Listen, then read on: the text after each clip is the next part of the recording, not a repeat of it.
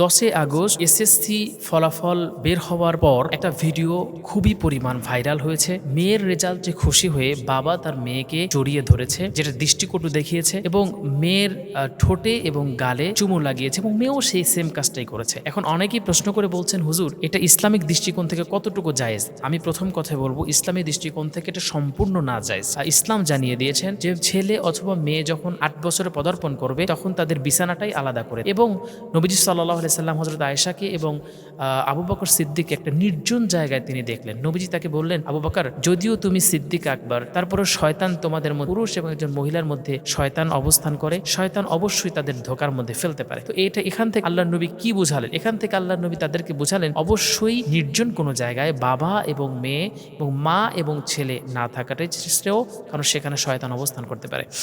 এখন এই বাবা এবং এই মেয়ে যে কাজটা করেছে, ঠোঁটে চুমো খেয়েছে এবং গালে চুমো খেয়েছে, এটা ইসলামিক দৃষ্টিকোণ থেকে অবশ্যই দৃষ্টিকটু এবং সবাই তো এটাকে নিয়ে অনেক বাজে মন্তব্য করছেন, যেটা গ্রহণযোগ্যই নয়। আল্লাহ পাক তাদের বুঝার তৌফিক দান করেন। প্রত্যেকটা মানুষকে ইসলাম সম্পর্কে জানতে হবে।